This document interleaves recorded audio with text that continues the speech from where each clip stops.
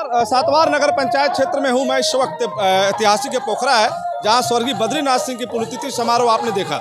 इस समारोह में बड़े नेता भी मौजूद थे, लेकिन इस बार जो कार्यक्रम हुआ इसमें कोई बड़े नेता नहीं आने का वजह रहा कि मौसम खराब था। लेकिन आइए बात करते हैं नीरज सिंह गुड्डू जी से, ये कार्यक्रम कैसा रहा और कौन कौन लोग इन्वाइट रहे, कौन कौन लोग आमंत्रण में थे, कौन कौन नेता यहाँ शामिल है। जी सर, हर साल बड़े बड़े नेता आते रहे, इस बार ऐसा क्या रहा कोई नहीं आया?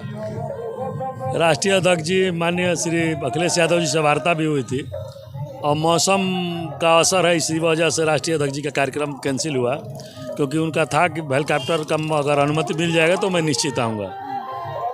तो इस बार नहीं आया, लेकिन उनका आशीर्वाद रहा और उसी तरह से ऐतिहासिक कार्यक्रम हुआ। राजू राजी थे और तो अब हम लोगों के बीच में राजीव राव जी थे जो मुख्य अतिथि के रूप में, रिजवी साहब थे, नारद राय जी थे, अंबिका चौधरी जी थे, राम गोविंद चौधरी जी थे, रामाशंकर विद्यार्थी जी, सनातन पांडे और प्रदेश के राजन कनौजिया जी हैं, यशपाल सिंह जी प्रदेश सचिव हैं, कमलेश सिंह जी थे।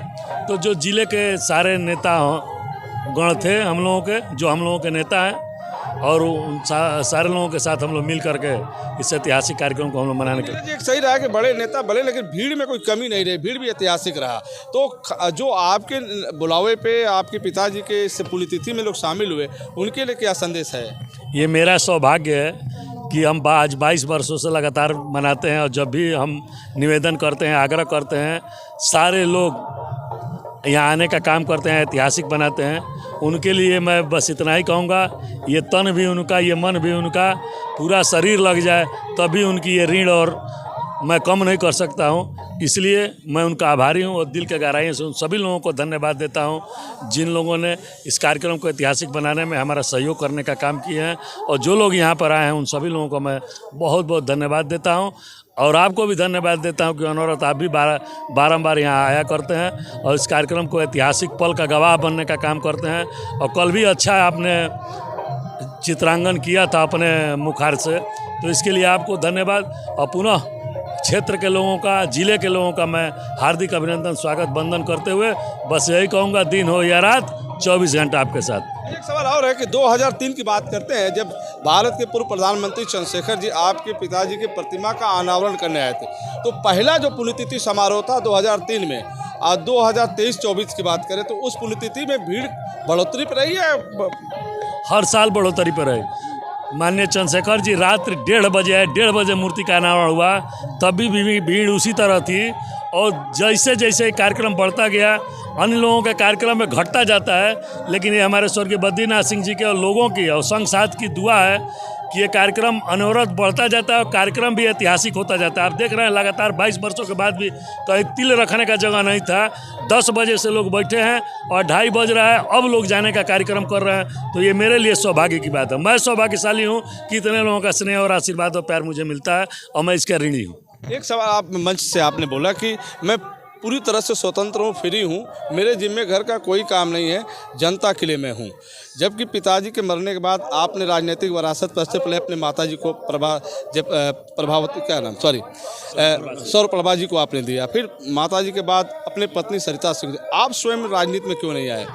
देखिए, हमारे यहाँ चेयरमैनी का जो है, मैं पहले से भी मेरे दिमाग में है कि मुझे चेयरमैनी लड़ना नहीं है, और हमारे यहाँ कार्यकर्ता लोग हैं जो भी सहयोगी हैं, तो मैं बैठ के कोई निर्णय करने का काम करता हूँ। जब माताजी वृद्ध हो गई तो माताजी का ये आदेश था कि अब मैं चुनाव नहीं लड़ूंगा, अब कोई लड़े।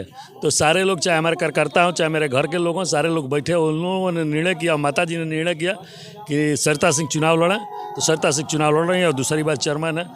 और आप लोगों के दुआ से मैं सेवक था, सेवक हूँ और सेवक रहने का काम करता हूँ। सेवा करने में कहीं कोई कमी नहीं आएगी, और निश्चित तौर पर ये मैं सौभाग्यशाली समझता हूँ कि इतने लोग व्यक्तिगत तौर पर मुझसे जुड़ करके और हमसे अच्छा कार्य कराने के लिए। जहाँ तक आपने कहा कि मेरे जिम्मे, तो आप पता कर लीजिएगा, सही में मेरे जिम्मे कोई काम नहीं है। मुझे बस गाड़ी का तेल का पैसा चाहिए और घूमना चाहिए। न मेरे जिम्मे कोई बिजनेस है, न मेरे जिम्मे कोई काम है, सिर्फ राजनीति और लोगों की सेवा करने का काम है।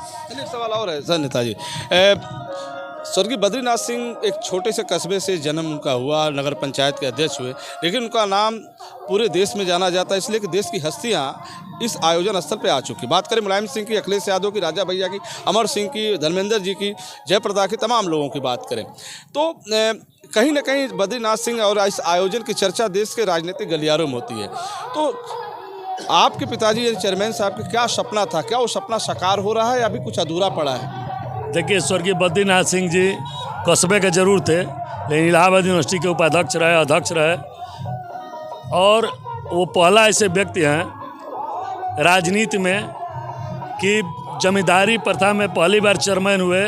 तो हम ही लोगों के खिलाफ, चूँकि यहाँ की ज़मींदारी जो होती थी, हम ही लोगों की पैसा वसूला जाता था, हम ही लोगों के खिलाफ धरने पर बैठ करके और पूरा ज़मींदारी यहाँ से ख़त्म करा दिए, अनशन पे बैठ गए, जिससे मजबूरन वसूली बंद हुआ। तो सबसे बड़ा ये जीता जागता परिणाम कि लोगों के दिलों में, और वो कभी भी ये नहीं सोचे कि फलाना, जो भी नीचे से कमज़ोर से कमज़ोर व्यक्ति है उसका साथ देने का काम करते हैं, उसके साथ बैठने का काम करते हैं, उसके साथ थाली में खाने का काम करते थे। और उसी पद्धति के साथ मैं भी रहता हूं कि जो कमज़ोर से कमज़ोर व्यक्ति है, जो व्यक्ति मेरे साथ जुड़ा है, वही मेरा भाई है, वही मेरा सब कुछ है। और आप हमारे दरवाजे पे भी जाएंगे तो जिस कप में मैं चाय पीता हूँ, उसी कप में चाहे कोई भी जाए, चाहे बड़ा से बड़ा आदमी जाए, चाहे छोटा से छोटा आदमी जाए, एक साथ बैठ करके चाय पीने का काम करते हैं।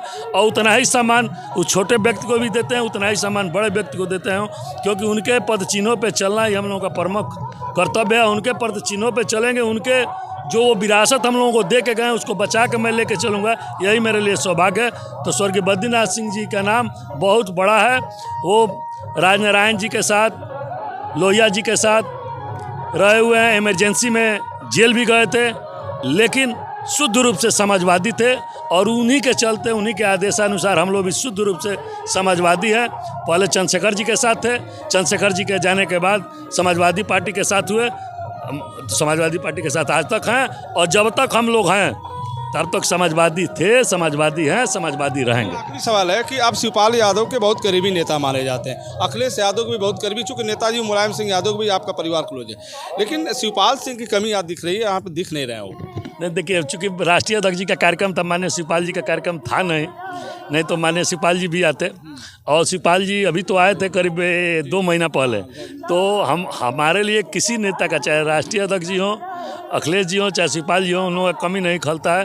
कभी भी वो लोग हमको अपने परिवार जैसा प्यार देते हैं, और उस प्यार और आशीर्वाद के चलते कोई भी लड़ाई और कोई भी जंग जीता जा सकता है। बस मैं यही जानता हूँ। परिवार की जनता की तरफ से अखिलेश यादव के लिए क्या संदेश?